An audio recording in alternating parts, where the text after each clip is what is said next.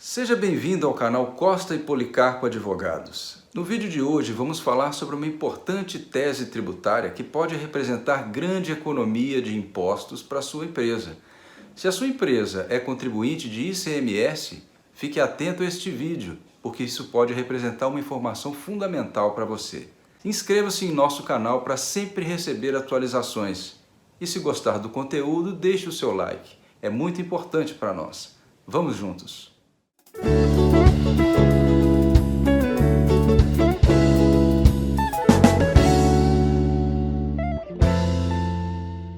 Muito bem, a tese tributária que lhes apresento hoje é de fundamental importância para as empresas que são contribuintes do ICMS, porque é uma tese que lida com esse imposto em contraponto ao PIS e COFINS.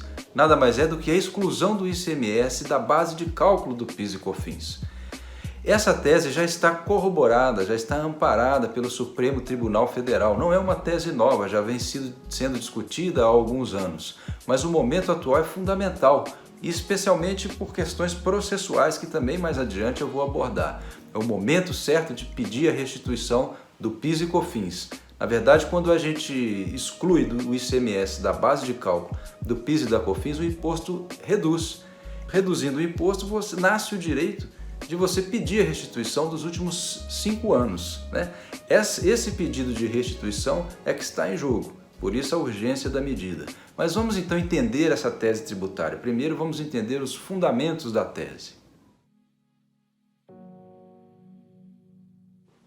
Para entender o fundamento jurídico que sustenta a tese de que o ICMS não pode compor a base de cálculo do PIS e da COFINS, a gente tem que recorrer à Constituição Federal.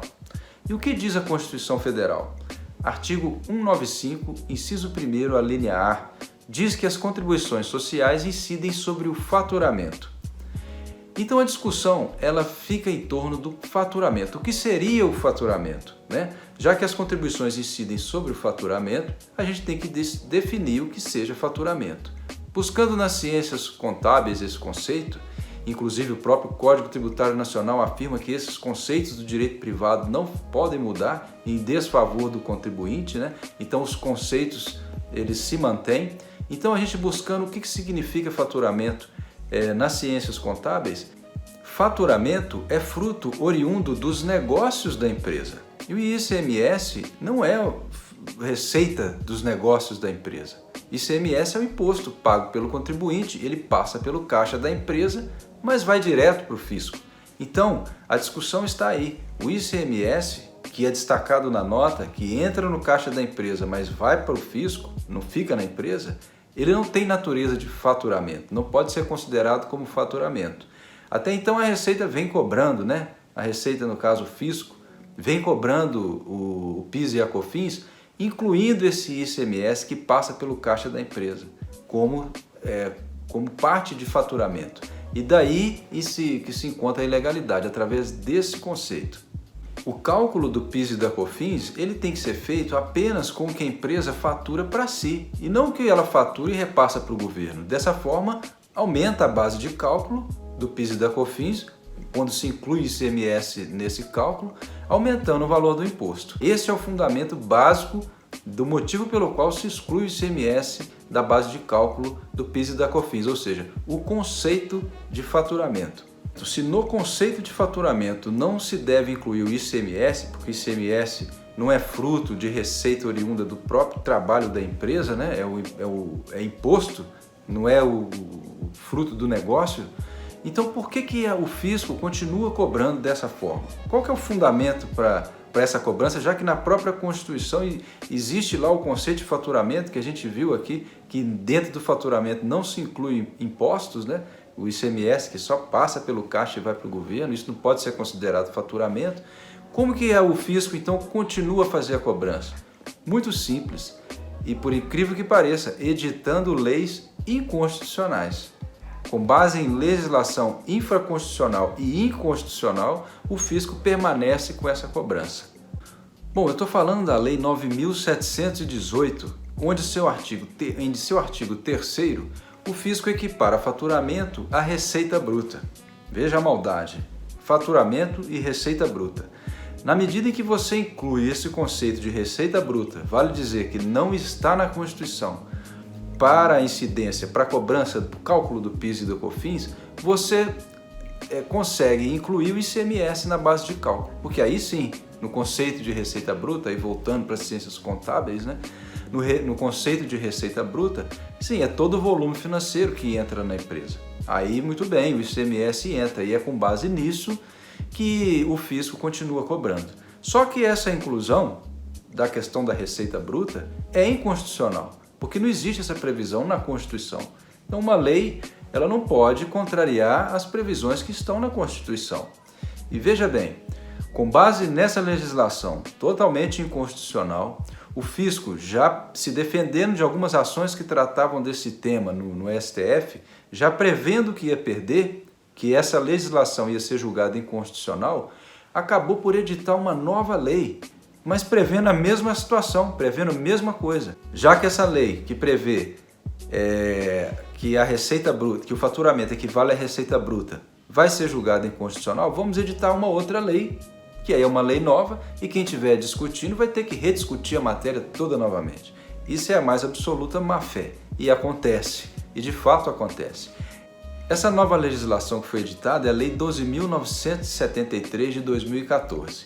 No entanto, foi uma estratégia que não deu muito certo para o fisco, porque na medida em que o Supremo Tribunal Federal analisou a matéria, ele não julgou simplesmente a lei inconstitucional, ele julgou o objeto da lei como inconstitucional. Então, é o julgamento inconstitucional em tese, né? Então, independente da lei que estiver regendo a matéria em si vai ser inconstitucional. E essa tese prevaleceu. Existe uma sequência processual sobre essas discussões no Supremo, sobre essa questão, que é importante a gente frisar, justamente para poder ressaltar uma janela de oportunidade que nós temos aí agora em relação à recuperação do PIS e COFINS, tá? Nós vamos passar agora então a abordar a questão processual, como que anda o andamento processual dessa questão no Supremo Tribunal Federal. Então, proclamo o resultado, recurso provido, nos termos do voto da relatora por maioria, vencidos os ministros Edson Fachin, Roberto Barroso, Dias Toffoli e Gilmar Mendes. E a tese que eu propus foi no sentido de, uma vez vencedora, o ICMS não compõe a base de cálculo para a incidência do PIS e da COFINS. No ano de 2006, uma empresa chamada Incopa ajuizou um mandado de segurança justamente para tratar sobre esse tema, ou seja, pedindo a exclusão do ICMS da base de cálculo do PIS e da COFINS, conforme os fundamentos que nós já dissemos, né? Essa ação foi julgada procedente, né? Foi deferida a segurança, no caso o juiz foi a favor do contribuinte, determinando que se excluísse o ICMS da base de cálculo e que se restituísse a essa empresa os últimos 5 anos de imposto pago a maior, conforme ela tinha pleiteado. Após essa decisão favorável ao contribuinte, o fisco recorreu e, em grau de recurso, obteve êxito, ou seja, ele conseguiu atacar a sentença de forma a reformá-la a favor do fisco e contrário ao contribuinte. No entanto, a discussão foi parar no Supremo Tribunal Federal e ali é que a coisa virou a favor do contribuinte. Como eu disse, houve uma decisão favorável não só a essa empresa, mas a todas as empresas que são contribuintes do ICMS, do PIS e da COFINS, mas o julgamento foi um julgamento em tese, né? Hoje o Supremo não avalia a inconstitucionalidade de artigo, inconstitucionalidade específica do artigo X, da lei Y, ele avalia a questão em tese. Então, atribui-se uma tese que vale para toda a legislação, seja passada ou futura, né? Muito bem, e depois dessa decisão do Supremo, a Procuradoria-Geral da República entrou com um recurso chamado embargo, para poder definir desde quando passa a vigorar essa decisão, ou seja, se ela retroage ou não. Então, foi arguído da tribuna por um dos advogados questão da modulação, eu verifiquei, nos autos não consta, até porque a parte ganhou em primeira instância, perdeu em segunda instância e agora no recurso extraordinário a parte se faz vencedora. Não consta nenhum pleito nos autos de modulação de efeitos. Esta modulação foi feita apenas aqui da tribuna. Então, o que a gente tem normalmente feito é, quando não consta pleito no processo, não se vota modulação de efeito. Não tem. Sim, se houver o pleito formulado. Exatamente. Porque... Sim, exatamente. Embargo de declaração, sim. Vindo elementos para isso. Esse é um embargo declaratório que ainda não foi julgado. Se for julgado a favor do fisco, significa dizer o quê? Que sim, a tese prevalece, no entanto, de agora para frente, do dia que for decidido para frente. Não será possível mais resgatar os 5 anos que ficaram para trás. Esse é que é o problema. Se conseguirmos uma decisão favorável, no caso agora eu digo conseguirmos porque é uma decisão que afeta todos os contribuintes, né?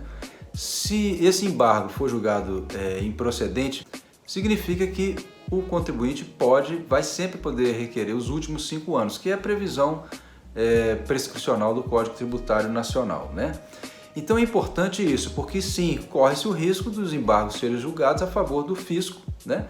E não se conseguir restituir os 5 anos. O julgamento desses embargos foi adiado. Várias vezes foi adiado e agora, em razão da pandemia do Covid, foi adiado mais uma vez. Essa é a janela de oportunidade a que eu me referi no início do vídeo.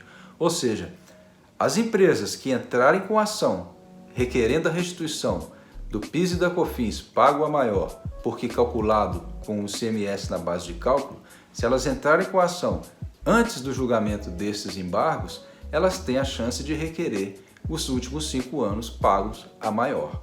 Não só economizar para frente, mas como também restituir 5 anos de imposto pago a maior, baseado nessa inconstitucionalidade que o fisco já vem cometendo há mais de 30 anos.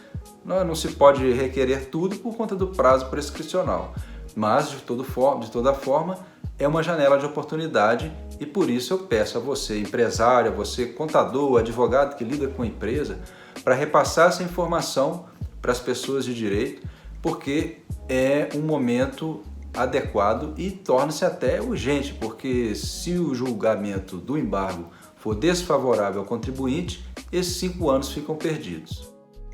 E assim terminamos o vídeo de hoje. Na expectativa de ter contribuído, desde já agradeço, um forte abraço e até o próximo encontro.